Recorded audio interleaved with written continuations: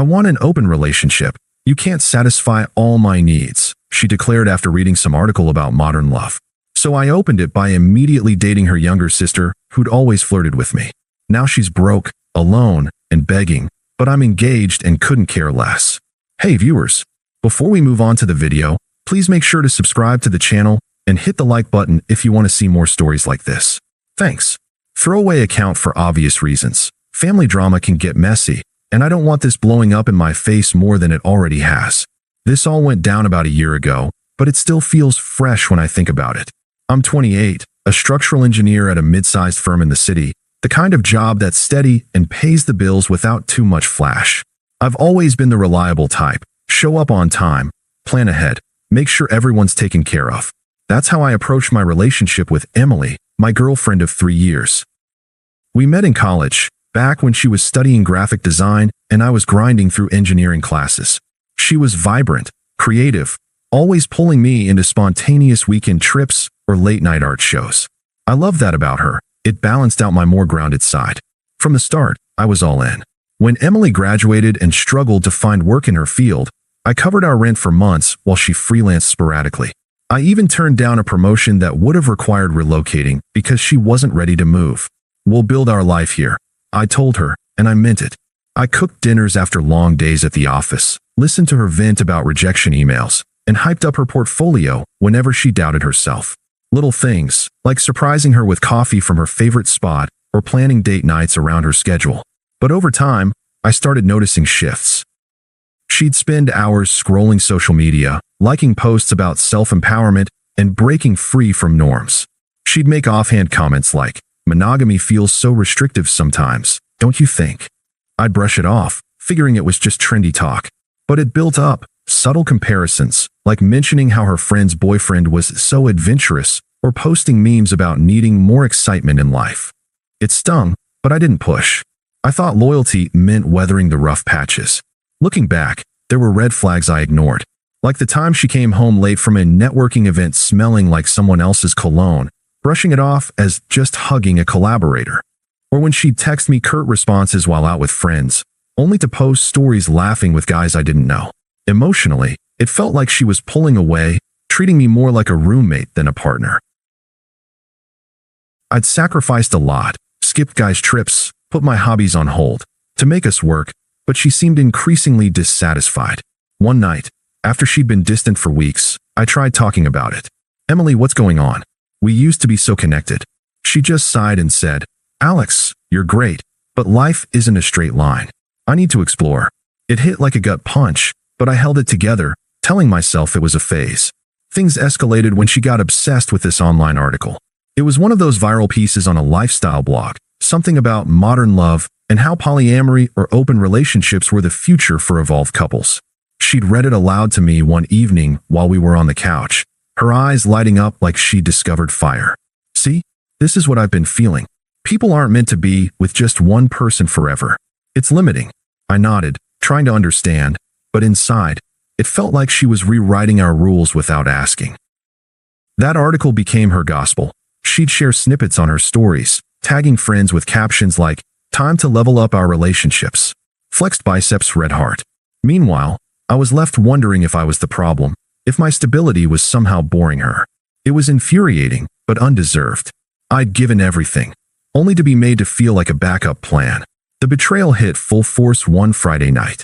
We'd planned a quiet dinner at home. I'd picked up ingredients for her favorite pasta, hoping to reconnect.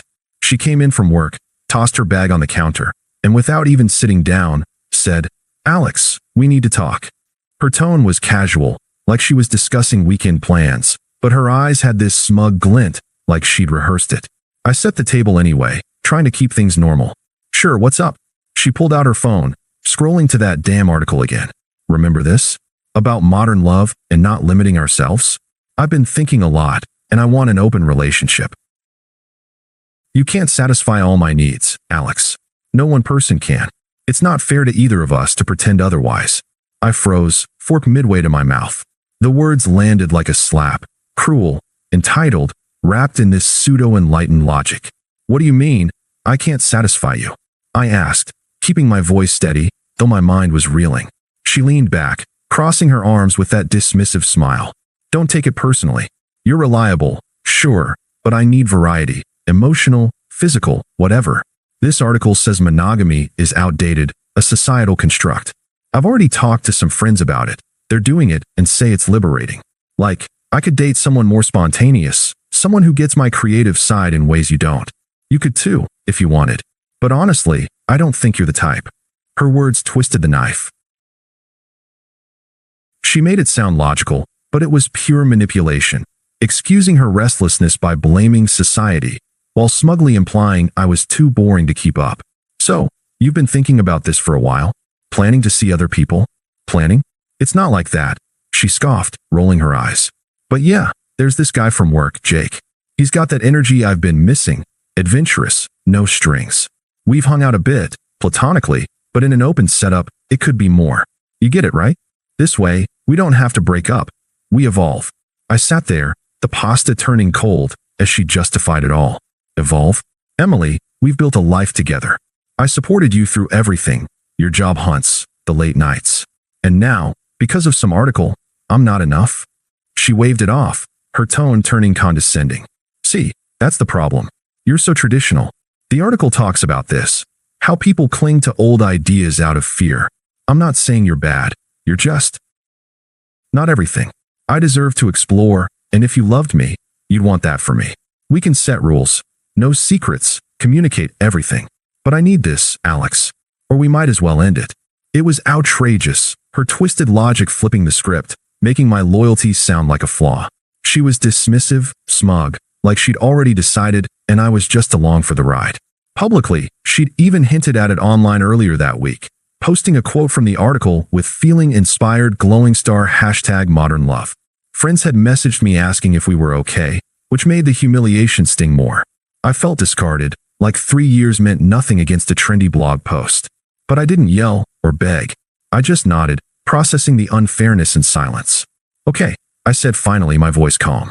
If that's what you want. She looked surprised, like she'd expected a fight. Really? You're on board?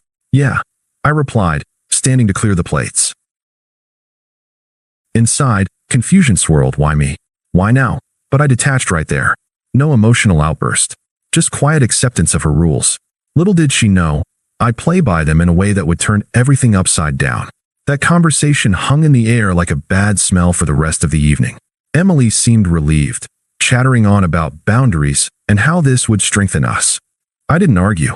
Instead, I excused myself to the guest room we turned into a home office, closed the door, and just sat there. The confusion hit hard. Why had I poured so much into this only to be told I wasn't enough because of some clickbait article? I replayed flashbacks of the sacrifices, canceling a solo hiking trip last summer to help her prep for an interview she bombed anyway, or staying up late proofreading her resumes while she scrolled memes. It felt unfair, like I'd been playing by rules she was suddenly changing mid-game. But begging? Confronting her with tears or accusations? That wasn't me. I'd always prided myself on composure, on not letting emotions dictate my moves. So I detached. Quietly, methodically. I spent the weekend journaling my thoughts, not raging, just clarifying what I wanted. By Sunday, I had a plan. If she wanted open, fine. I'd explore too on my terms. Monday morning, I texted Sophia. Emily's younger sister, 24, lived a few blocks away in a shared apartment with roommates. She'd always been around. Family dinners, holidays, and yeah, there'd been subtle flirts. Nothing overt, just lingering smiles when I'd help her fix her laptop, or compliments like, Alex, you're the only guy who actually listens. I'd brushed it off out of loyalty to Emily, but now, with the relationship open, it felt like a door cracking ajar. My message was simple. Hey, Soph, want to grab coffee sometime? Been meaning to catch up. She replied almost immediately. Finally, smiling face with smiling eyes, how about tomorrow after work? Emily noticed my shift, but didn't probe. That night, as we brushed our teeth side by side like nothing had changed, she said, So, about those rules, we should agree no dating friends or family, right? Keep it clean. I rinsed my mouth, met her eyes in the mirror, and said calmly, You set the terms, Emily. Open means open. No secrets, like you said. If something happens, we'll communicate.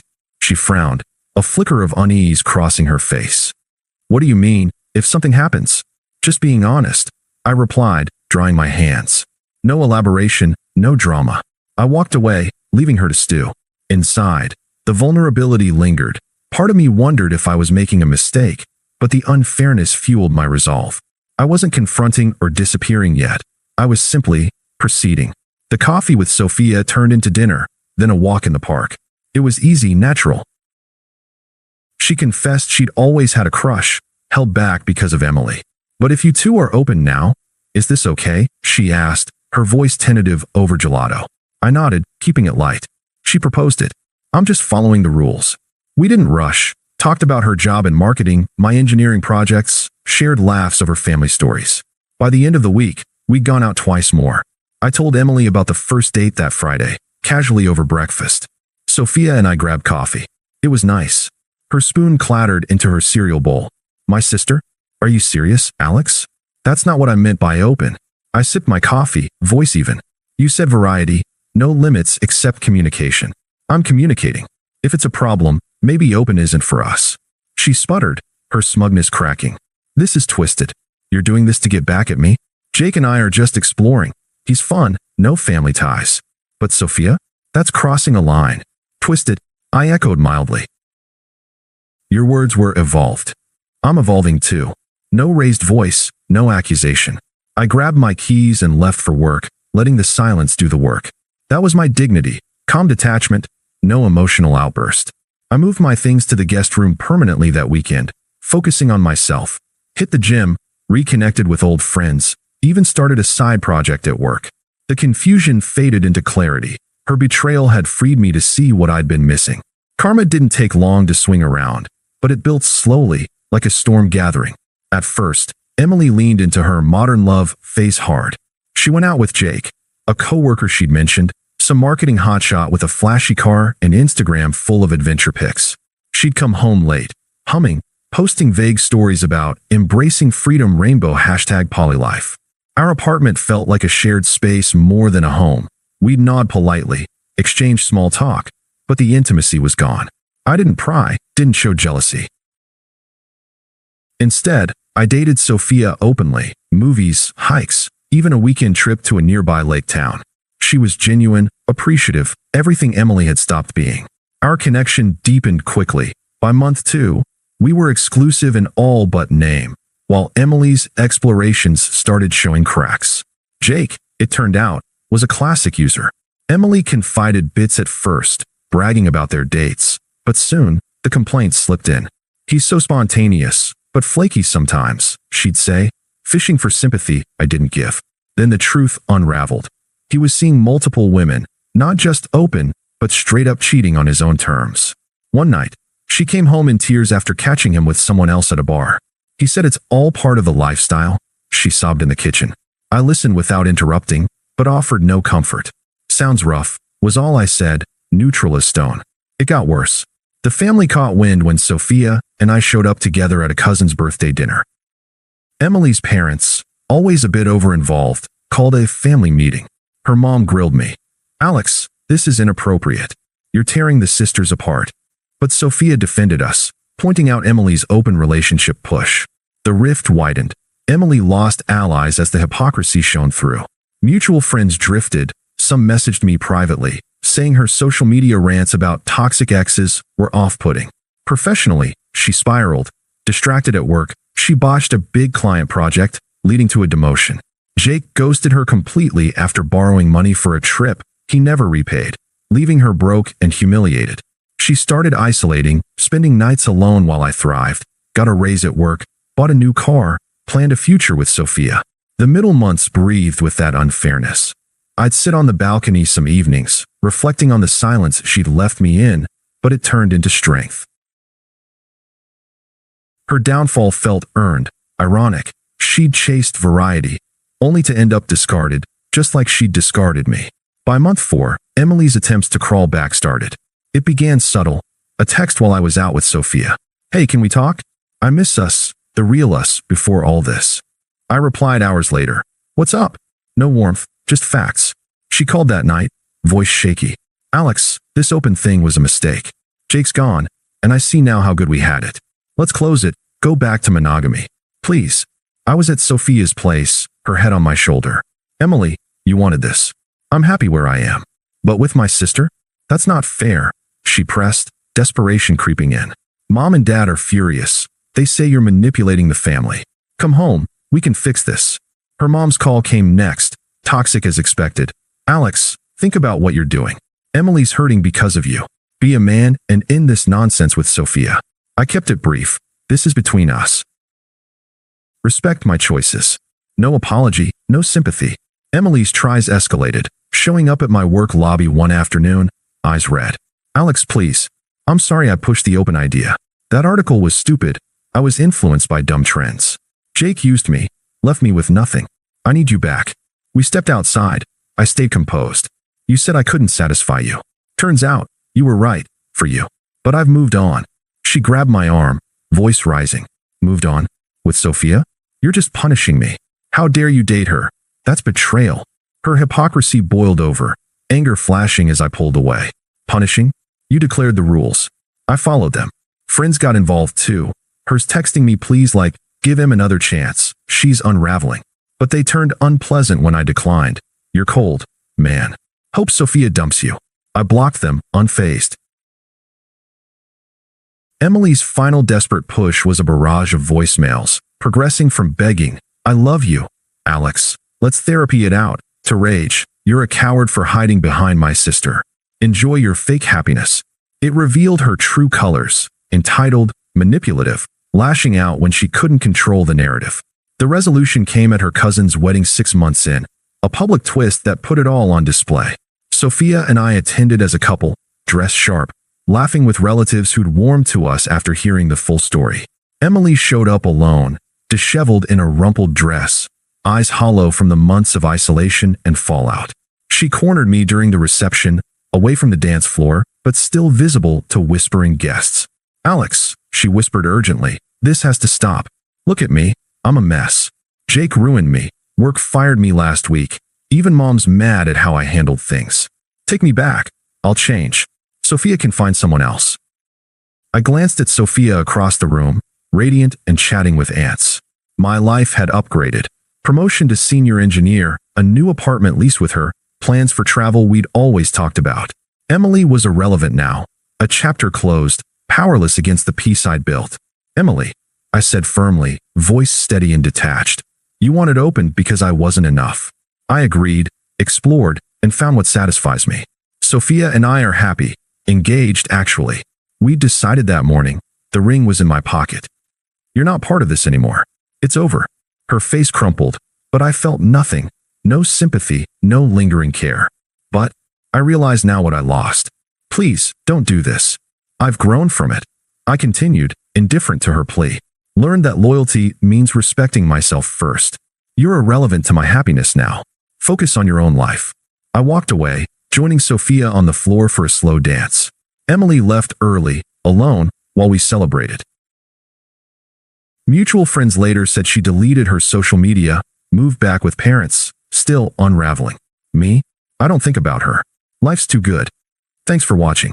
Make sure to subscribe to the channel and hit the like button. What do you think about this story? Share it in the comments.